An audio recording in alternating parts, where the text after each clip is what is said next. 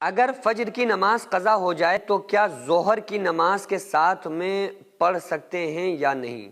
ये एक इम्पोर्टेंट मसला है कि अगर किसी इंसान की फजर की नमाज कज़ा हो जाए और वो लेट उठे 7-8 बजे उठे तो ज़ोहर की नमाज के साथ फजर की कज़ा पढ़ सकते हैं या नहीं, और सुन्नतें पढ़ी जाएंगी या नहीं। इस मसले में भी लोग कंफ्यूज रहते हैं।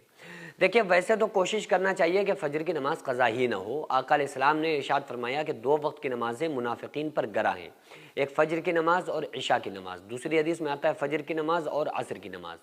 लेकिन आका अलैहिस्सलाम ने इरशाद फरमाया कि अगर कोई बंदा नमाज पढ़ना भूल जाए या सोता रह जाए तो उसका कफ़ारा यह है कि जैसे ही याद आए या जैसे ही नींद से बेदार हो जागे तो उस नमाज को अदा कर ले। तो अगर कोई इंसान सो गया, रात में आंख नहीं खुली फजर में उसकी, अब वो 7-8 बजे उठा तो उसको चाहिए कि उसी वक्त फजर की नमाज की कज़ा कर ले, ठीक है। लेकिन अगर वो उस टाइम नहीं कर पाया, नहीं कर सका, तो वो ज़ोहर की नमाज के साथ भी फजर की कज़ा पढ़ सकता है। लेकिन अगर आप जैसे ही नींद से बेदार हुए, जागे 7 बजे, 8 बजे, 9 बजे, 10 बजे, तो अगर आप उसी टाइम फजर की कज़ा पढ़ते हैं ना, तो उसमें आपका एक फ़ायदा हो जाएगा। वो फ़ायदा ये होगा कि आप उसके साथ फिर सुन्नतों को भी पढ़ सकते हैं, क्योंकि जितनी भी 5 वक्त की नमाजों में जो सुन्नतें हैं उनमें सबसे ज़्यादा जो फजीलत वाली सुन्नतें हैं वो फजर की जो 2 रकात हैं वो सबसे ज़्यादा अहमियत रखती हैं और इस पर बहुत बड़ा सवाब भी है। तो अगर आप 10 बजे से, तकरीबन 10 बजे से 11 बजे से पहले पहले तक पढ़ रहे हैं, ज़वाल के वक्त से पहले पहले अगर फजर की नमाज की कज़ा अदा कर रहे हैं, तो उसमें फजर की सुन्नतें भी आप पढ़ेंगे और फ़र्ज भी पढ़ेंगे। लेकिन अगर ज़वाल का टाइम शुरू हो गया है, ज़वाल शुरू हो चुका है और आपने अभी तक फजर की कज़ा नहीं पढ़ी, या आप 12 बजे के बाद ज़ोहर के साथ या ज़ोहर से पहले या ज़ोहर के बाद पढ़ रहे हैं, तो उसमें आपको फिर सुन्नतें नहीं पढ़ना है। फिर आपको सिर्फ और सिर्फ फ़र्ज की कज़ा पढ़ना है। 2 रकात नमाज फजर में जो कज़ा हुई है सिर्फ उनको पढ़ना है।